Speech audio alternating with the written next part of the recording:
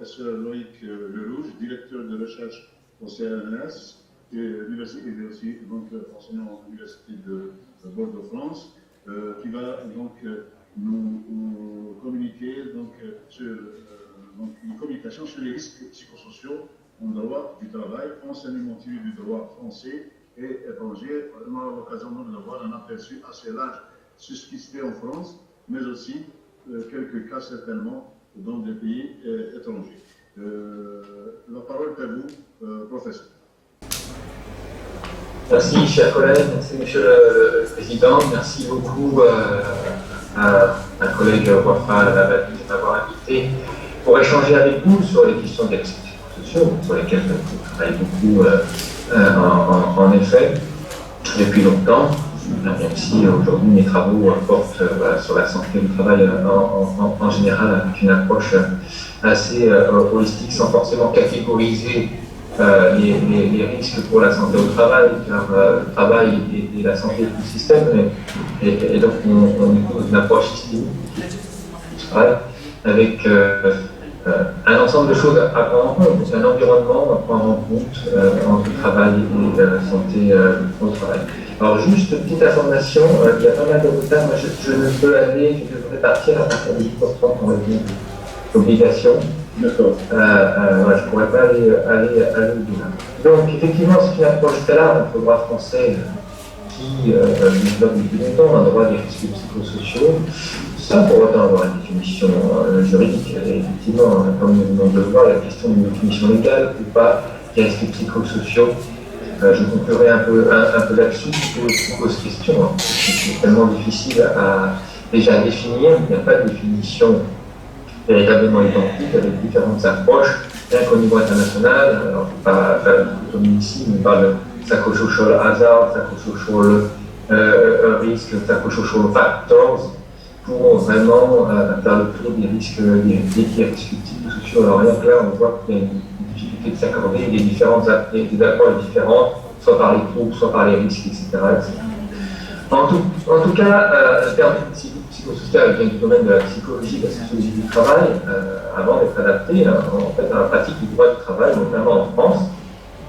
Et le terme est issu de recherches qui ont été menées après la Seconde Guerre mondiale, pendant la reconstruction, notamment en Angleterre, par le Tavistock Institute of Human Relations, sur le développement industriel pendant la reconstruction, la recherche organisationnelle et le développement humain. Donc on mettait en lien développement humain et organisation. Et ces recherches avaient pour toile de fond, évidemment, l'industrialisation rapide de l'Europe occidentale à la guerre, et qui était menée, il faut le dire, sur les épaules de la classe ouvrière de toute l'Europe qui a dû s'acharner à reconstruire. Et cette croissance industrielle rapide a conduit à une attention croissante pour la santé, la sécurité et le bien-être des travailleurs, parce que dans de nombreux cas, cela suffisait de longues heures de travail, exposition excessive aux risques, des tâches monotones, etc., qui étaient imposées au nom du progrès industriel, de la croissance économique. Pour autant, le terme de risque psychosocial, alors sur au travail, est délicat à n'importe risque, car il est empreint de subjectivité, effectivement, face à une situation de stress, de harcèlement, nous réagissons différemment. Donc ça renvoie au rapport subjectif de la personne à son environnement de travail, à son niveau de travail, à son environnement professionnel, la représentation, les risques, des moments, les contours diffèrent selon les acteurs concernés, et même parfois les conceptions, parce qu'il y a des idéologies aussi, des approches, parfois politiques, qui sont associées, qui soutiennent ou réfutent l'éclairage concernant les effets de l'organisation du travail, notamment sur la santé au travail. Par ailleurs, le mot de risque psychosociaux est un peu un mot valide, qui englobe beaucoup de choses et qui peut prêter à confusion, comme nous venons de le voir. Alors, parfois, l'approche est large, parfois elle est restreinte, et cette approche des psychosociaux peut semer une confusion. On a évidemment sous la même bannière des risques, des troubles qui sont juridiquement censés renvoyer à des dispositifs différents ou des régimes différents. Ici, eh bien, on va quand même parler de la capacité d'une organisation du travail à créer un environnement de travail psychosocial positif ou négatif, et cette capacité dépend de l'efficacité avec laquelle elle gère les risques associés et à ces différentes évolutions. Alors, en France, comment ça s'est passé? Eh bien, pendant la suite des considérations qui ont été liées au harcèlement moral au travail, au stress au travail, ils sont des composants. Chacun est un risque psychosocial. Même avec le stress, on a une confusion entre les risques et les troubles. Un risque, un truc, ce qui complexifie encore la chose. Mais notamment avec le harcèlement moral, eh bien, c'est seulement un risque psychosocial. Mais à travers le débat sur le harcèlement moral et le stress au travail, eh bien, on a évolué vers les risques psychosociaux qui ont permis comme avantage de porter l'attention sur la réalité des atteintes à la santé mentale au travail, sur les liens entre santé physique et santé mentale au travail, sur la nécessité d'adopter une approche collective, pluridisciplinaire aussi, de la prévention des risques pour la santé au travail. Et c'était, comme je disais, c'est une approche systémique, holistique des risques pour la santé au travail, afin de prendre en considération les atteintes à la santé dans tous les aspects liés au travail, et j'insiste là-dessus parce que c'est ce qu'intime la directive 4 de 1989 concernant l'amélioration des conditions de travail et qui a été transposée en droit français. Et cette approche va au-delà de la conception même des risques professionnels pour s'intéresser à la mise en œuvre des organisations de travail sur la santé des travailleurs et qui sont parfois appelés les risques organisationnels, notamment chez nos collègues québécois. Mais en France, du moins, mais en Belgique aussi, les risques psychosociaux sont souvent confrontés au thème de la qualité de vie au travail en raison de leur approche différente de la santé au travail. Alors, la qualité de vie au travail est définie en France par un accord national interprofessionnel du 19 juin 2013, et je cite qu'il y a un sentiment de bien-être au travail, donc on est un peu sur une indemnisation du rapport à la santé, le bien-être est individuel, ici, au travail, perçu individuellement ou collectivement, qui englobe l'ambiance, la culture d'entreprise, l'intérêt du travail, les conditions de travail, les sentiments d'application, d'autonomie, de responsabilisation, l'égalité, la droit à l'erreur, la garantie à chacun, une valorisation, une reconnaissance du travail effectué, etc. Et de vie au travail regroupe des dispositions qui abordent notamment les modalités de mise en œuvre de l'organisation du travail, pour conseiller une modalité d'amélioration des conditions de travail, etc. Et est considéré comme un élément constitutif de la responsabilité sociale d'entreprise. Mais on a tendance à opposer la qualité de vie au travail aux risques psychosociaux, si bien qu'un glissement se fait en France vers la qualité de vie au travail qui est perçue comme une approche dite positive de la santé au travail, en parlant de bien-être, de ressources, des ressources des travailleurs, du bon nombre de l'entreprise, par rapport aux risques psychosociaux qui seraient plutôt une approche négative, montrant la souffrance. D'abord, le suicide. Et qui pointe la responsabilité des sources du mal-être au travail. Mais pourtant, tant que la source d'atteinte à la santé physique et mentale au travail n'est pas identifiée et traitée, il est difficile d'évoquer la qualité au travail. Et on ne peut pas chanter comme ça la question des risques psychosociaux qui sont une réalité, comme le monde des statistiques de la branche accident du travail et maladie professionnelle de la sécurité sociale, qui attestent de la réalité de ces risques, qui pour un certain nombre de rapports annuels de la branche maternité, atteignent une hausse continue de la reconnaissance des affections psychiques et au travail en maladie professionnelle. Et en montant à talonner les troubles musculo-squelettiques jusqu'à les égaler, voire les dépasser. Il y a aussi tout fait avec les infarctus, les accidents vasculaires cérébraux, etc. Alors, nous faisons la définition des risques psychosociaux maintenant avec le conscient. Il y a beaucoup de définitions. Mais celle qui est la plus largement reprise, c'est celle tirée d'un rapport de Bernard Lévy, du Premier ministre, par le collège d'expertise sur le suivi des risques psychosociaux au travail, qui définit les risques psychosociaux comme les risques pour la santé mentale, physique et sociale, engendrés par les conditions d'emploi et les facteurs organisationnels et relationnels susceptibles d'interagir avec le fonctionnement mental. Des risques pour la santé mentale, physique et sociale engendrés par les conditions d'emploi et les facteurs organisationnels et relationnels susceptibles d'interagir avec le fonctionnement mental.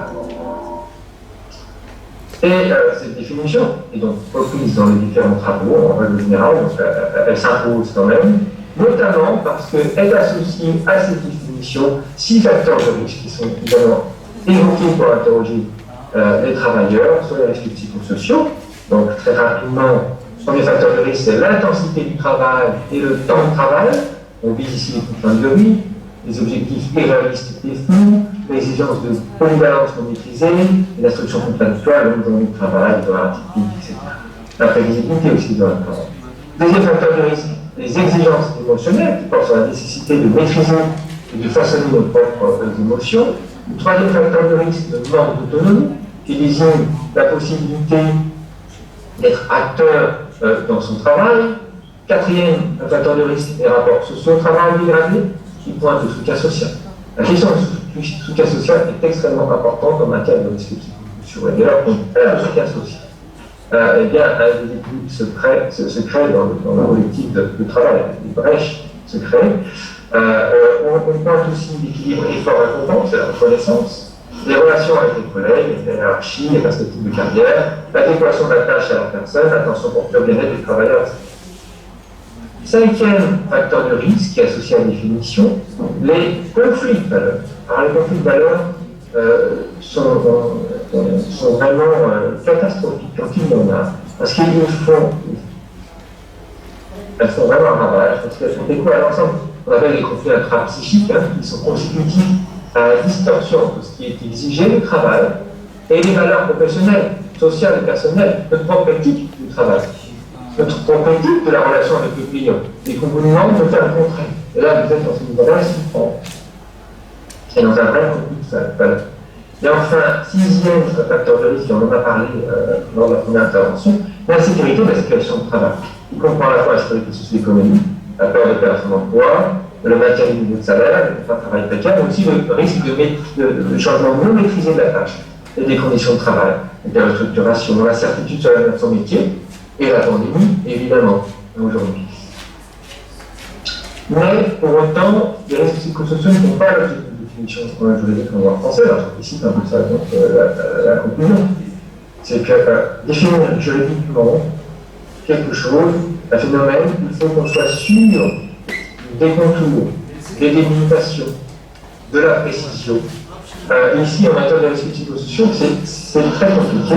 La définition en cours d'expérience, on pourra faire le bilan à un moment donné, mais finalement, ces définitions ne sont pas faites invoquées en justice en Belgique. Donc, je vais voir dans une première partie les risques psychosociaux en droit français, mais vraiment un rapide panorama, parce qu'il me reste plus d'un minute.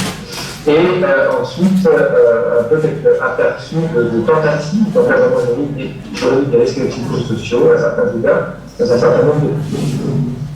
Alors, une précision préalable sur le droit français, le droit de la santé au travail n'est pas le même dans le secteur privé que dans la fonction publique. C'est un vrai problème, puisque la santé au travail devrait être la même pour tous. Le droit à la santé, le droit à la protection de la santé et la force sur les coûts de travail, c'est un droit universel, fondamental. Il n'y aurait pas de limite normalement. Mais malheureusement, en France, même si les textes juridiques ont été ratifiés, transposés, notamment les textes européens, parlent de travailleurs, en France, il y a entre le salarié, le droit du travail, le code du travail, et le fonctionnaire, le droit de la fonction publique territoriale, le droit de la fonction publique il y a le droit de la fonction publique, on n'a pas la fonction publique, chacun a un droit de la santé différent, avec des interprétations différentes, c'est extrêmement complexe. Donc je laisserai de côté le droit de la fonction publique, même s'il faut noter que la partie 4 du code du travail s'applique malgré tout à la fonction publique, parce qu'il est relatif à la santé et à la sécurité au travail, mais il a de grandes difficultés d'applicabilité dans la fonction publique. Mais ça, je pourrais répondre à vos questions sur cette question-là tout à l'heure. La montée en puissance en France des risques psychosociaux au travail a été reconnue comme un risque pour la santé au travail en raison d'une préoccupation qui est vide de goût politique et qui a, de ce fait, forgé une approche juridique. Mais en 2017, parce qu'en réalité, je n'ai pas dit dans l'introduction, mais les risques psychosociaux ont réellement émergé dans la littérature à partir de 2018. Et par ailleurs, j'en parlerai aussi, certaines grandes entreprises françaises ont connu des vagues de suicides. liées au travail. Renault, Peugeot, France Télécom pour la plus connue. Et donc le ministre en charge du travail en 2007 a commandé un rapport qu'on appelle NAST et les Girondes sur la détermination et la mesure et le suivi des risques psychosociaux au travail. Pardon. Le 2 juillet de la même année, donc en 2008, le conclu d'un accord national interprofessionnel sur le stress au travail qui transpose l'accord cadre européen du même nom. Et également, vous avez le collège d'expertise sur le suivi des risques psychosociaux au travail, organisé par Michel Collard, dont vous avez parlé, qui a été formé cette année-là aussi. Et pour réagir à la vague de suicide, notamment au sein de l'entreprise France Télécom, entre 2008 et 2009, il y a eu 35 suicides avérés en lien avec le travail. Le ministre du Travail a présenté un plan de lutte contre les risques psychosociaux en octobre 2009 qui a permis la création d'une cellule risques psychosociaux au sein de la direction générale du travail, donc il y a la direction du travail du ministère du Travail, c'est l'organe opérationnel du ministère du Travail. Vous avez de nouveaux travaux qui ont émergé dans la publication d'un rapport sur la souffrance au travail de la commission parlementaire réunie sur ce sujet côté Assemblée nationale. Et du côté Sénat, vous avez toujours en 2010 une mission d'information sur le mal-être au travail qui a été formée. Le Premier ministre a de son côté commandé un nouveau rapport auprès de, on appelle le rapport Lachmann-Larose-Pénicaud, puisque Henri Lachmann est un grand industriel français, Christian Larose, un syndicaliste, et Muriel Pénicaud, qui était notre ministre du Travail précédent, qui était une grande DRH, la DRH de l'entreprise Danone, et qui ont rendu un rapport intitulé Bien-être et efficacité au travail, une proposition pour améliorer la santé psychologique au travail. Donc vous voyez, on est vraiment dans une préoccupation politique qui va dicter ensuite une approche juridique. Et enfin, cette année 2010, aussi la conclusion de l'accord national interprofessionnel sur le harcèlement et la violence au travail, qui a complété donc l'accord sur le stress au travail du 26 mars 2010, qui transpose un accord cadre européen aussi du même nom. Donc vous avez des rapports, en 2013, le Conseil économique, social et environnemental a rendu un avis et un rapport sur les risques psychosociaux et insiste justement sur les difficultés de délimitation des risques psychosociaux. Et les risques psychosociaux au travail ont été considérés et reconnus dès le plan santé au travail de 2014 et repérés comme un objectif prioritaire de la politique nationale de santé et de sécurité au travail. Mais malgré ces travaux, l'ampleur politique, sociale, prise par les questions relatives aux risques psychosociaux, la France ne les a pas définies juridiquement. Mais on les a pris en compte et c'est ce que je vais discuter ici. Le droit français de la santé et de la sécurité au travail se caractérise notamment par un rapport, un fort ancrage, fort sur l'obligation de sécurité de l'employé, qui est considéré un employeur comme le premier interlocuteur à partir duquel découlent les politiques de santé au travail dans l'entreprise ou l'établissement. Et l'obligation de sécurité de l'employeur découle à la transposition d'un cadre du juin 89 dont je vous ai parlé tout à l'heure, selon laquelle l'employeur est obligé d'assurer la sécurité et la santé du travailleur dans tous les aspects au travail.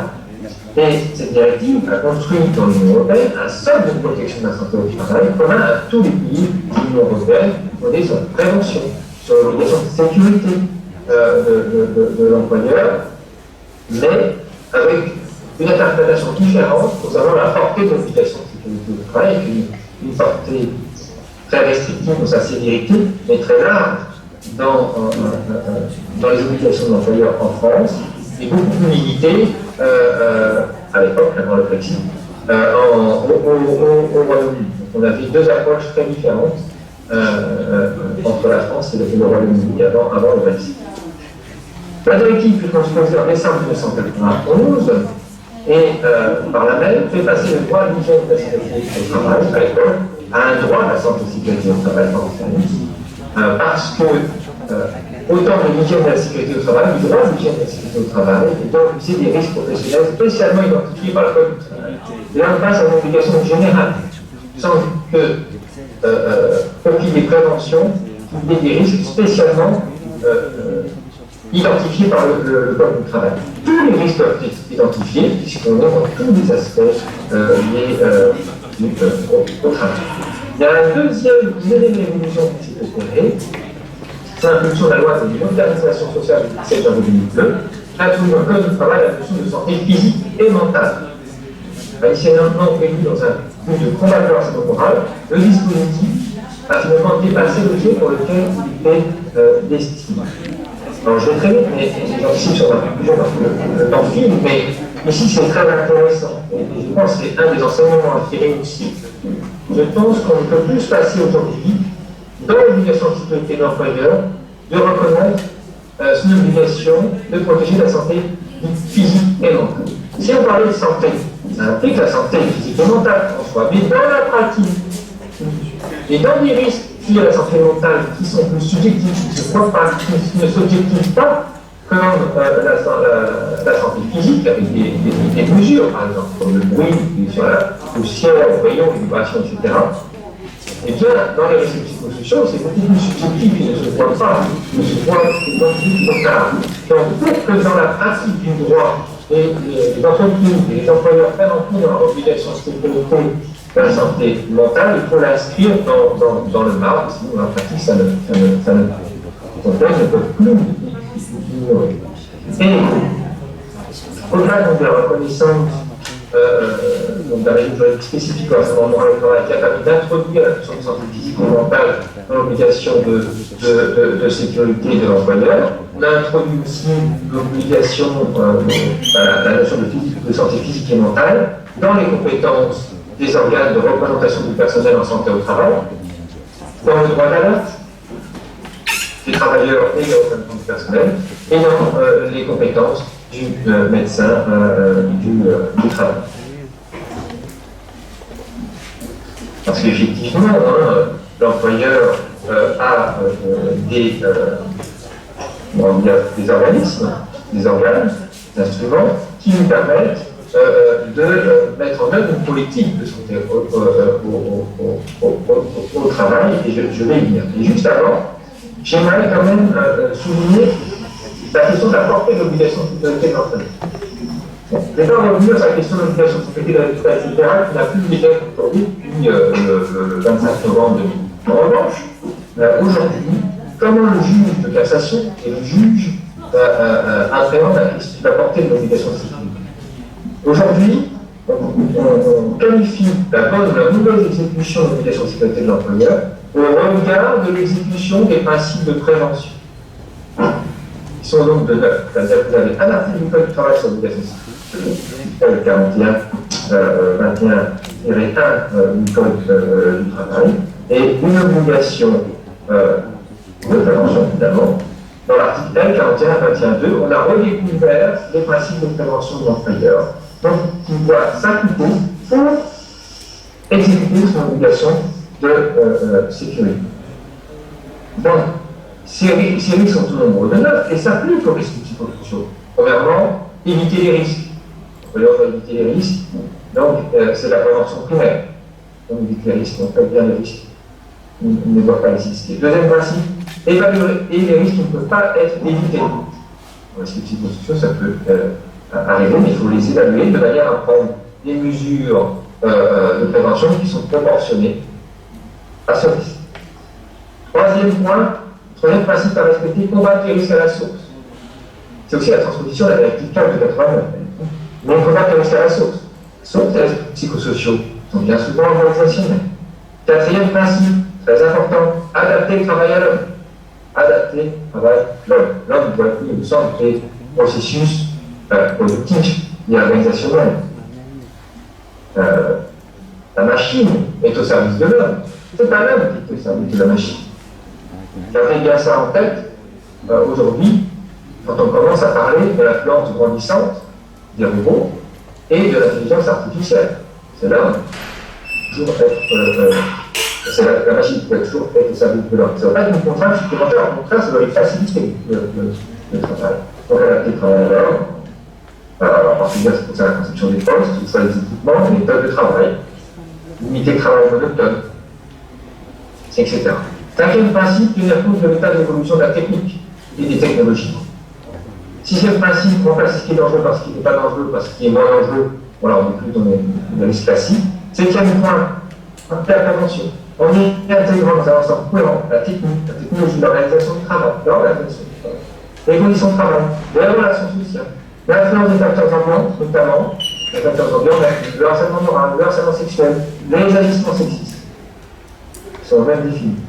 Huitième point, prendre les mesures de protection collective en leur donnant une priorité sur les mesures de protection individuelle. C'est extrêmement important ici. La santé au travail est d'abord une approche collective, puisqu'on parle de l'organisation du travail, et donc on parle du collectif. Enfin, neuvième point, donner des instructions appropriées aux travailleurs, évidemment.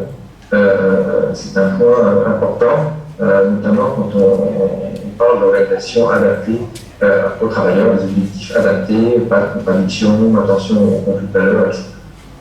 Parler des outils de prévention, aussi au service de l'employeur, comme on dit l'évaluation des risques professionnels, le règlement intérieur qui permet à l'employeur de prendre ses pouvoirs d'évaluation disciplinaire réglementaire et les consignes par écrit des mesures d'application de la réglementation en matière de santé et de sécurité, la fiche d'entreprise qui permet au médecin du travail de décrire l'atmosphère de travail et les risques psychosociaux, l'obligation d'information, de formation pour assurer la sécurité, protéger la santé physique et mentale des travailleurs, donc l'exécution et l'exécution de sécurité, l'obligation de sécurité des salariés, qui ne peut être exécutée que si l'employeur leur donne les bonnes consignes et la bonne formation. Le droit d'alerte et le droit de retrait, c'est un outil. Le droit à la déconnexion, c'est-à-dire avoir le droit de se déconnecter de son travail quand les heures de travail sont terminées, quand on est en congé, quand on est à son domicile pour un équilibre vie personnelle, vie professionnelle, dès lors que, et ne pas risquer de réprimande de la part de l'employeur ou de sanctions si on ne répond pas à un appel ou à des mails pendant les heures personnelles. Et enfin, dernier point, l'exécution de notre contrat de travail est très important. Alors, on revient à la responsabilité contractuelle, mais une personne sous l'autorité d'une autre, une personne qui exerce l'autorité doit avoir en charge de donner des bonnes conditions de travail qui n'atteignent pas à la santé au travail. Donc, une sorte d'éditeur de la santé au travail des personnes qui restent sous l'autorité. Ils en est responsable.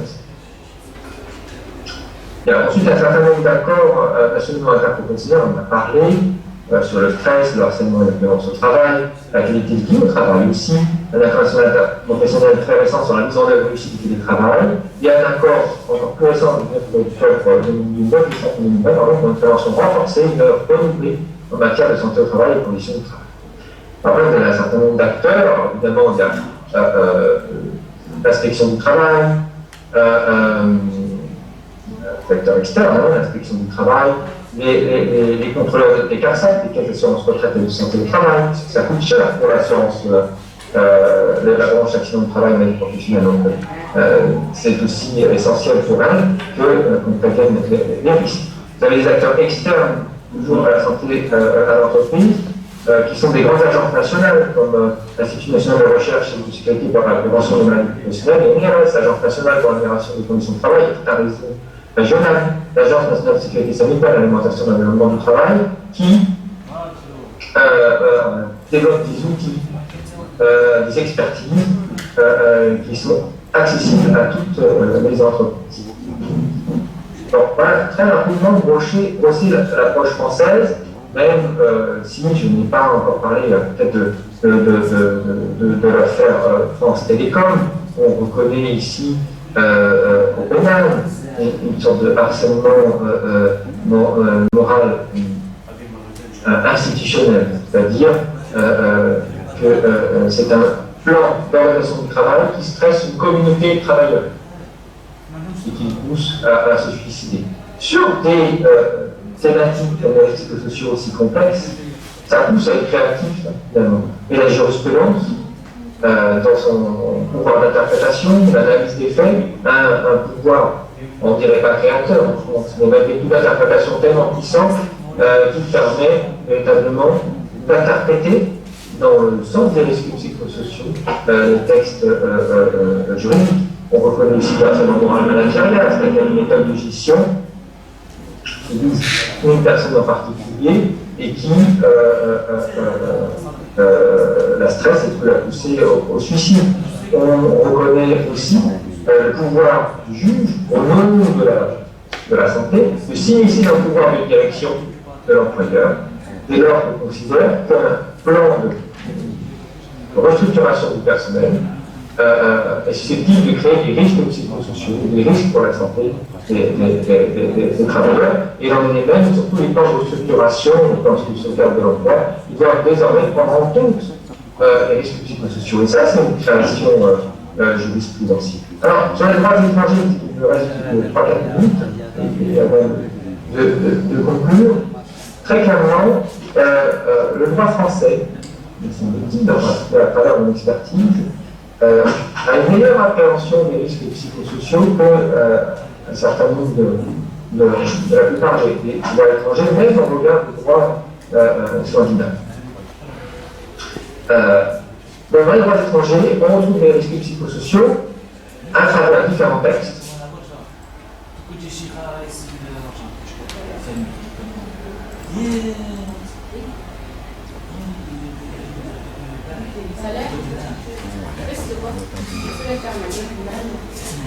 On doit protéger la santé physique et mentale.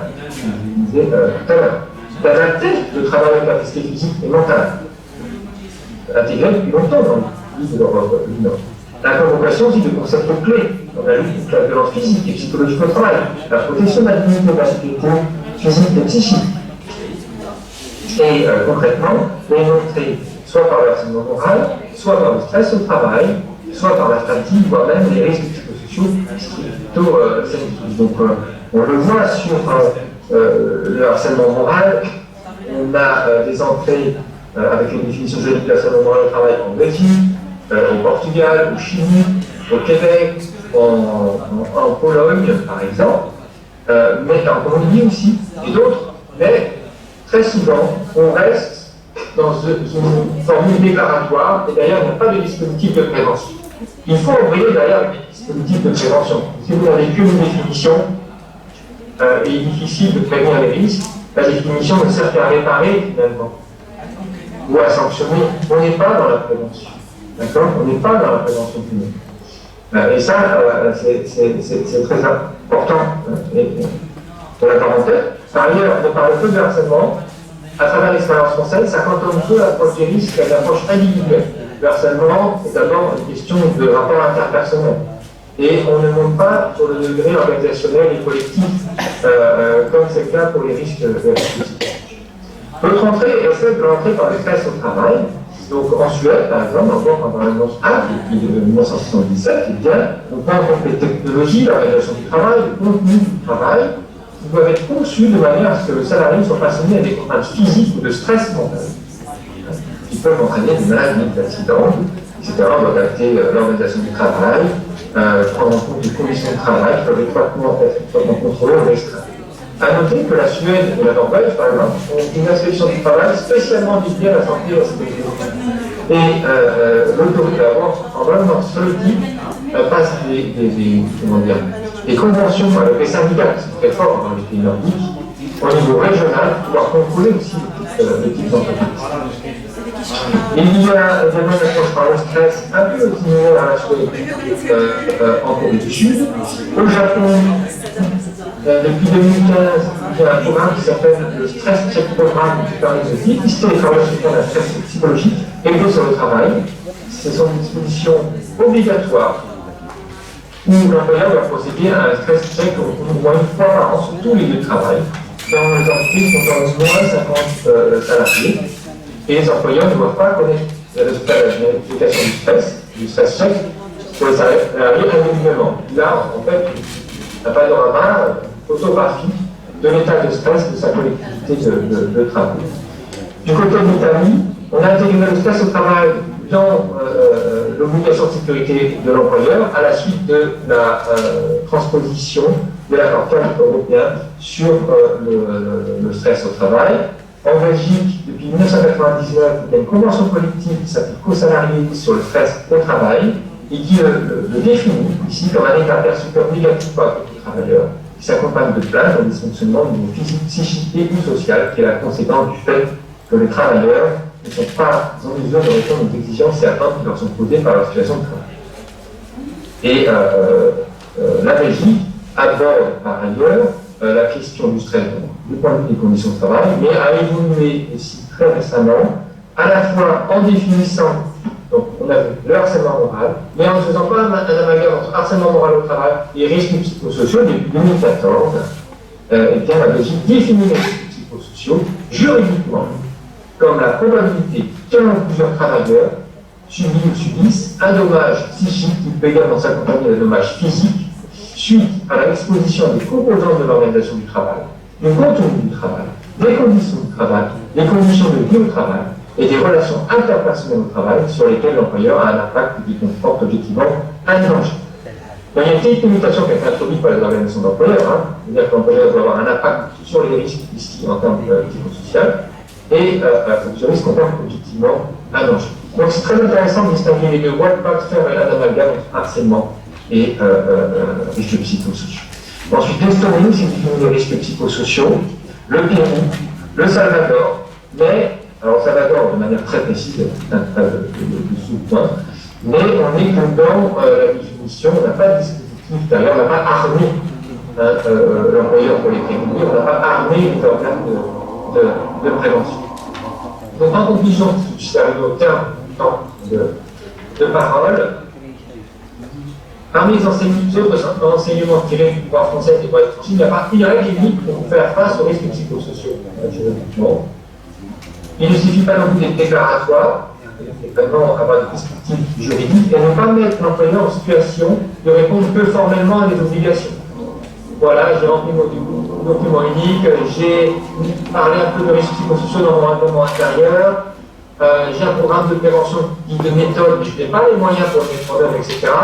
Bon, j'avais répondu formellement aux obligations légales, et puis ça m'arrête à, il n'y a pas de démarche proactive, active, pour prévenir les risques psychosociaux, on n'est pas dans une démarche de prévention primaire.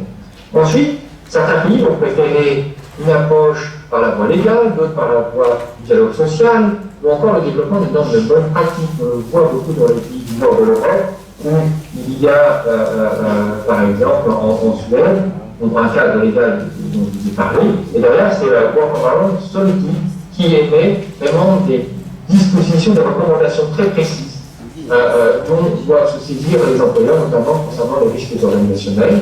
En ce qui concerne l'approche par les partenaires sociaux, Pays-Bas, c'est très intéressant aussi, avec les arbres catalogues, où au niveau de la branche, notamment au niveau d'entreprise, les partenaires sociaux fixent de manière très précise les politiques de prévention des risques professionnels, mais aussi des risques psychosociaux, avec un arbre catalogue, c'est les risques psychosociaux.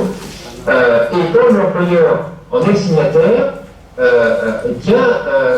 cet accord, vraiment, c'est un lieu d'obligation, de loi pour l'employeur, il est obligé de l'appliquer et il peut être sanctionné s'il ne l'applique pas. Et donc, c'est une approche très, très, très intéressante.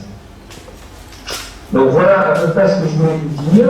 Il y a une réforme en cours en France sur la prévention en santé au travail. Si notre système paraissait particulièrement innovant et regardé de près par un système étranger, aujourd'hui, il est en train de perdre de sa superbe, malheureusement. Parce qu'on est en train de changer de paradigme en étant plus dans un droit de la santé de l'entreprise plus qu'un droit de la santé des travailleurs. Et on a introduit, ça s'impose un vrai problème juridique de l'égalité, en introduisant un coût à la mise en œuvre des mesures de prévention en santé au travail et en individualisant les rapports à la santé au travail en la connectant à la santé publique. C'est-à-dire que le salarié devra être considéré responsable de son poids, de son alimentation. Voilà, des choses comme ça qui sont plus du domaine de la vie privée que de la vie au travail, et donc qui opère une sorte de transfert de la responsabilité de l'employeur vers le salarié. Donc voilà, c'est derrière l'évolution en France et en France. Merci pour votre attention. Je vous remercie beaucoup, professeur Loïc Lelouch, pour cette communication. Vous avez certainement remarqué que je n'ai pas usé de mon autorité de temps de gérer cette séance, parce que la communication est très intéressante et très riche. On aimerait bien vous avoir encore pour un long temps, mais voilà, les aléas du temps nous obligent donc à respecter. Je vous remercie beaucoup pour cette riche communication qui était